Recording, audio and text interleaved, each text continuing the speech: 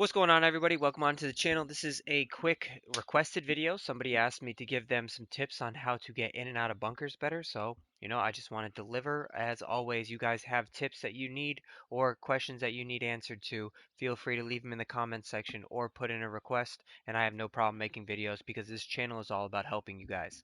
And just so you're sure, make sure you're hitting that subscribe button. We got two games coming out later this year, so you're going to want to be subscribed. You're going to want to like these videos. You're going to want to be following this channel because this is where I'm going to help you get much better at this game. So let's get right into it. I don't want to make this video too long. Most bunkers are going to be in a live penalty of somewhere between 70% and 85%. So you have to ask yourself two questions. One is, what type of shot are you better at? Are you someone who is better at a full swing shot, something that goes way up high? Or are you someone who is better at a partial shot, someone who hits something maybe like belt high and hits more consistently with those?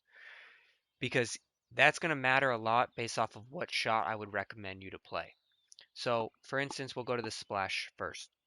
The splash first. If you are somebody who likes to take more full swings because it helps you get better meters, straighter meters, then you're going to want to use the splash shot. The big thing with the splash shot, though, is the 77% to 85% will penalize you. The ball will stop super quickly. It won't be very much rollout coming out of the sand, but you have to account for the penalty. So when it comes to hitting these shots out of the bunker and using a splash shot, you're going to want to go a little bit past the hole here. So I like to go an extra club up, and just know the higher up you go on the wedge, the more rollout you're going to have. Lob wedge will stop pretty immediately, sand wedge will stop pretty close as well. But since we're hitting into a 77% to 85%, I would like to go a little bit behind the hole here. And then you just take your normal swing. And it will stop pretty much right where you want it. It's going to come up a little bit short, but that will ensure that you essentially get to the hole and cover your ground. I want to drop it right here. Alright, so now let's talk about the pitch shot. If you are somebody who hits more of a partial shot, somebody who fits more into that ground, you're going to want to hit the pitch shot. The pitch shot is going to have a lot more rollout than the splash shot will, which is also, if you need something that's going down a hill or maybe you're worried about it going down a hill, maybe the pitch shot wouldn't be best for you. But if you are hitting the pitch shot and you are better at like a belt high little chip swing, this is going to be what you want. The pitch shot will cover the ground. So if you are hitting the pitch shot, you are going to want to put your little arrow right on the flag. If it's in the 75% to 85% zone here, because you see here I'm at 76% to 85%. It won't cover the flag, like it won't carry the flag, but it will land short and will roll up to it. So you can put it, if it's in that 75% to 85% penalty, you can put the arrow right on the flag and we'll get right after it. So let's find the zone. It's right at my belly button because this is not a full swing. This is more of just a pitch swing. I hit it. It lands short. And I hit a little red fast. That's why I came up a little bit short. But it got pretty much right to where I wanted to. I'll give you another run at it here. All right, so we got pitch shot. Same exact lie. We're actually in 80% this time. But it's still going to be very similar. We got the arrow right pretty much on the number. We're going to try not to hit a red fast this time. There we go. Not a red fast. And you can see it rolls perfect to the distance, to the number.